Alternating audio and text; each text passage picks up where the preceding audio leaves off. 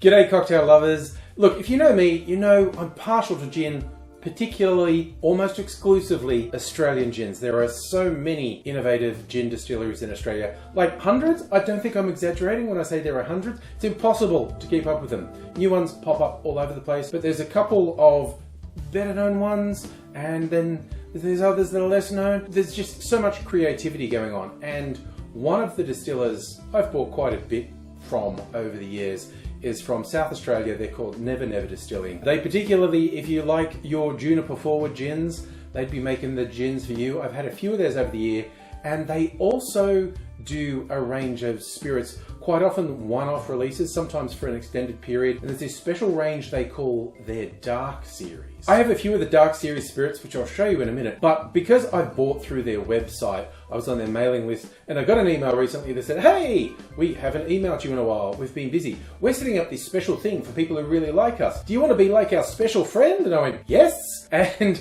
they said, cool. And I signed up for Special Friends Club. That's not what it's called. Then about a week later, I went, hey, because you're cool and signed up, we're going to send you a free sample. And I went, I knew I did this for a reason. Free shit. That's my whole raison d'etre. It arrived, and I had no idea what it was going to be. It's going to be their new limited run, and it's a coffee and cacao gin. People who know me will know I'm not a coffee person, although I found a few drinks, liqueurs, spirits with a coffee element that falls within my purview. And when I smell this, there's a really obvious coffee aroma, which is a bit surprising for a gin. The cacao's also there, and I'm thinking I could probably do something with this. But before I do something with this, I'm going to show you just some of their range. These are all from the Dark Series. Only one of them is a gin. It's this one. It's a beeswax and olive gin that has a really interesting mouthfeel. They actually collaborated with the bar Maybe Sammy,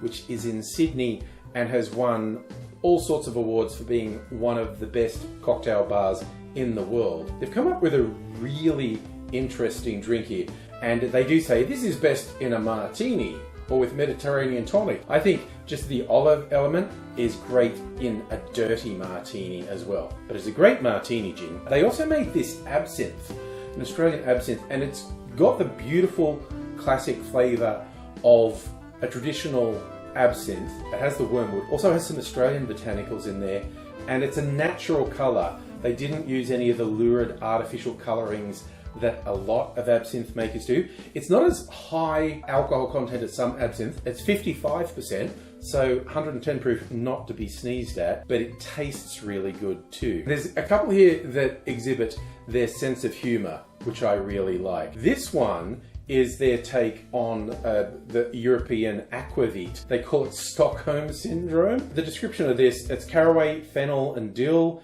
used to form the structure of the spirit base. Complexity added through cinnamon, myrtle, ryeberry, macadamia, strawberry gum, all Australian natives. That's their take on aquavit. And again, I love the sense of humour, calling it Stockholm Syndrome. This is another one that shows their sense of humour. It's their version of Genever.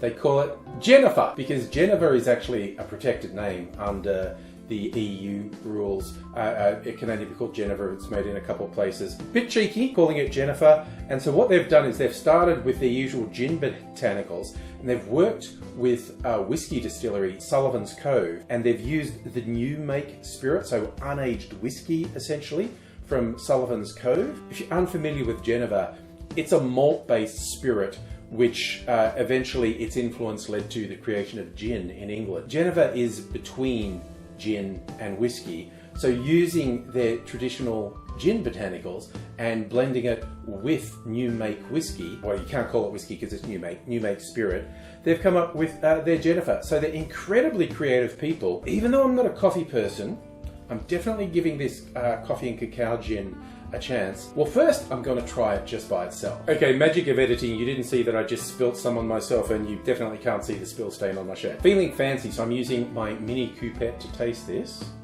It's a completely clear gin, despite the fact it's coffee and cacao, and taste-wise,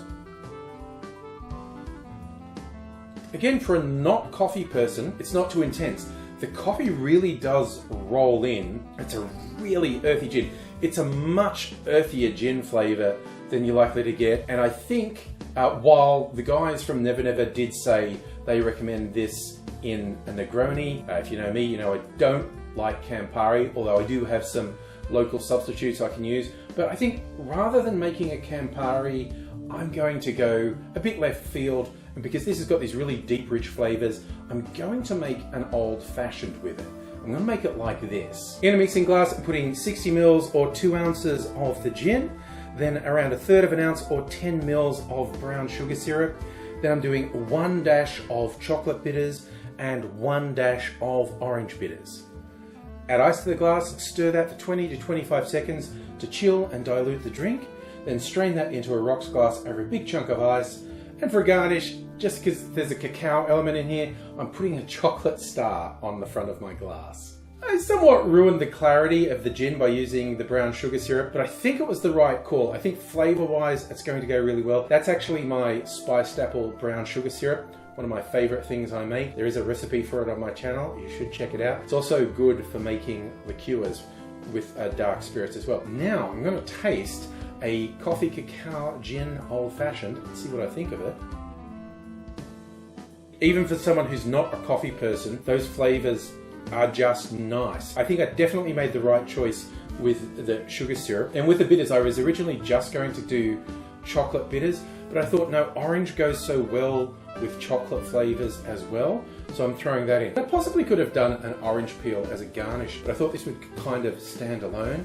And it does. That's quite nice. So of course, this is something that you can't really get. You might find a local distiller doing something very similar, because there are really innovative and inventive distillers all around the world. But I feel like if you wanted to approximate this yourself with just a regular gin, you could use some actual coffee or a good coffee liqueur like Mr. Black, and maybe some creme de cacao. So in terms of this ratio, I'd say probably 1.5 ounces gin and 1/2 ounce of Mr. Black and 10 mils of creme de cacao. Of course, then that's going to be much darker than this, but I think it'd probably be a good taste. I'm just saying, I think those flavors go together.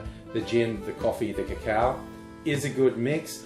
I'm enjoying this. I'm going to sit back and finish this off. So I hope you're taking care of yourself wherever you are, and I hope to see you again soon.